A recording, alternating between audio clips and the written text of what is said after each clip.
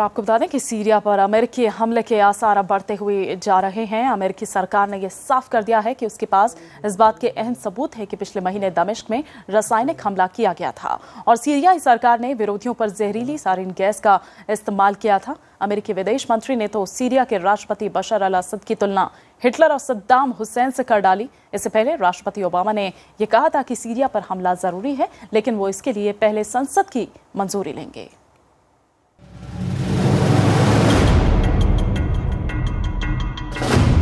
गृह युद्ध में झुलस रहे सीरिया पर अमेरिकी हमला तो होकर ही रहेगा। बहस बस अब वक्त और दिन की है। राष्ट्रपति ओबामा भले ही हमले के लिए संसद की मंजूरी लेने की बात कर रहे हों, मगर ये करीब करीब तय है कि सीरिया अब अमेरिकी फौज के लिए नई चुनौती होगा। अमेरिकी विदेश मंत्री जॉन कैरी के बयान से ये बात और पुख्ता होती है। जॉन कैरी ने सीरिया के राष्ट्रपति बशर अल असद की तुलना हिटलर और इराक के पूर्व राष्ट्रपति सद्दाम हुसैन से की है। कैरी के मुताबिक बशर अल असद अब हिटलर और सद्दाम हुसैन की श्रेणी में शामिल हो गए हैं, क्योंकि इन्होंने भी जंग के दौरान इस तरह के हथियारों का इस्तेमाल किया है। So this case is building and this case will build.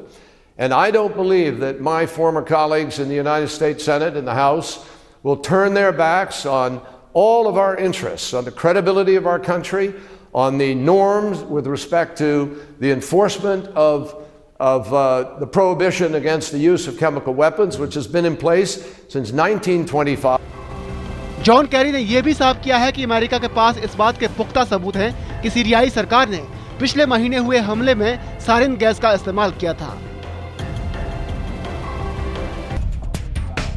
Obama हमले को लेकर अमेरिकी संसद यानी कांग्रेस की सहमति लेने जा रहे हैं। माना जा रहा है कि ओबामा के प्रस्ताव को करीब आधी संसद का समर्थन मिल सकता है।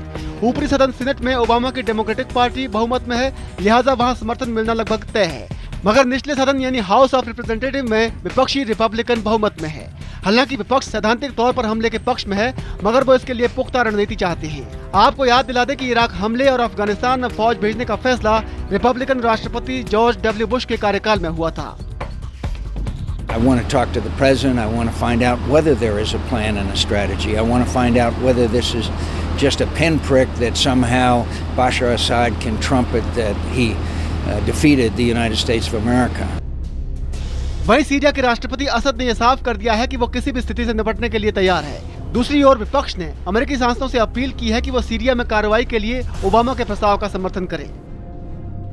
It is time to move the power from the family, the mafia that controlled Syria for the last 40 years. Now it is time to move that power into the hands of the Syrian people. दमिश्क में बीते 21 अगस्त को सबसे बड़ा और खतरनाक हमला हुआ था। अमेरिकी सेना का कहना है कि इस हमले में करीब 1400 लोगों की जान गई थी। अमेरिका सीरियाई सरकार पर शुरू से ही ये आरोप लगा रहा है कि उसने इन हमलों में रासायनिक हथियारों का इस्तेमाल किया था। इससे पहले संयुक्त राष्ट्र के पर्यवेक्षक इस बात की जांच करने के लिए दमिश्क पहुंचे थे कि वहां रासायनिक हमले हुए थे या नहीं। फिलहाल वो टीम नीदरलैंड में है, जहां इकट्ठा किए गए नमूनों की जांच की जा रही है। Bureau report IBN7।